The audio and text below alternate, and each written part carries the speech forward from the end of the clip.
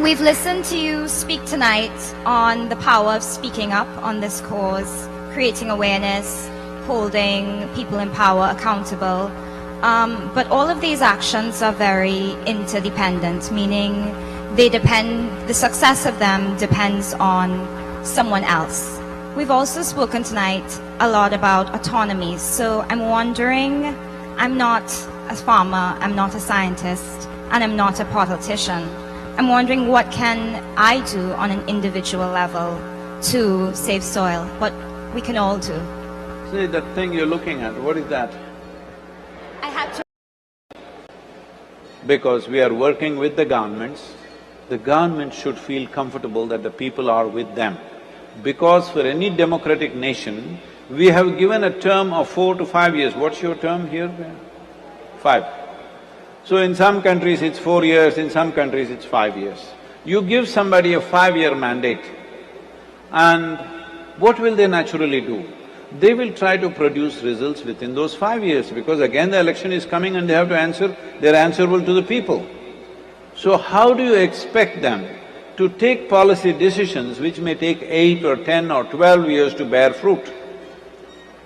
They can take these decisions and they can invest in this direction only if at least 60% of the adult population clearly expresses they want long-term well-being of this nation, they are concerned about the future of their children. This expression must come. Tell me one nation on this planet where 60% of the adult population has expressed this, have they? No, they will talk in tea parties here and there. They will ask for gas price reduction. They will ask for income tax 1% reduction, they will get those kind of things. Has anywhere in any nation 60% of the population stood up and clearly said, we are concerned about the future of this nation and our children? Have they said this? We are living like we are the last generation. So do not think enhancing the message is a small thing. It is a very, very important thing.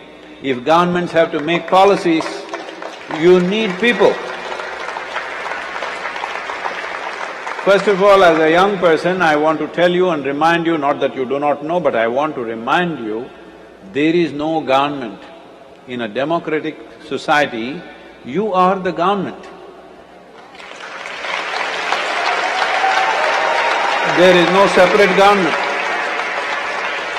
Somebody has volunteered to do the dirty work for you. That's all it is.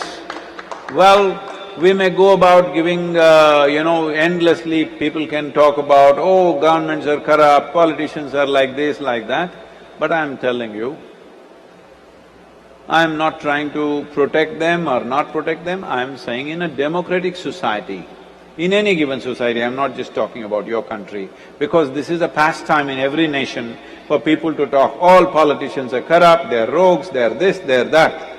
If you hand over… if you hand over your country to people who you think are rogues, what are you?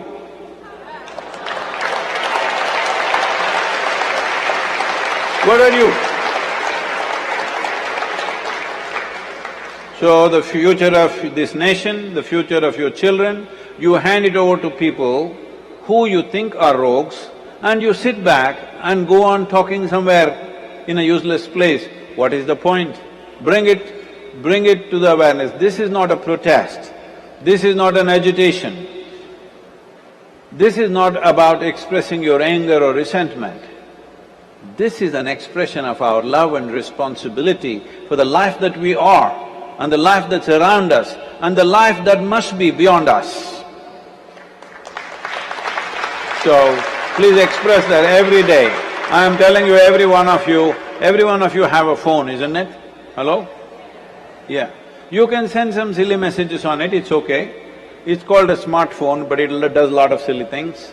That's up to you, I'll leave that to you. Every day, 15 minutes a day, can you just say something about your concern for soil, environment, works around you, about the life on this planet? Because it's under threat, it's no more a joke. It's not a tomorrow's problem, it's a today's problem. It's an existential problem. It is not about global warming, about this, that. Fundamentally, all these things that you're talking about is just our way of doing things, unfortunately has become like this. If you are dying, we will come and see and say, oh, he's got fever. Then we will say, what is the fever? Oh, his liver is rotting. Then we say, what? How to stop the liver rot? We will go about it. If we can't stop it, then we say he's dead. All right? We are always looking at the symptoms. Even here, your global warming, your climate change is a symptom, it's not the cause. It is not the source of the problem, it is a symptom. You're watching the symptom, yes, that is important, I'm not saying it's not important, but the source is this. If you do not understand what I'm saying, tomorrow morning, you go out when the sun is up, go touch the soil where it is plowed and left open for a month. What is the temperature? You don't need any meter, just with your hand. Just go and touch the same soil in grassy areas, what is the temperature?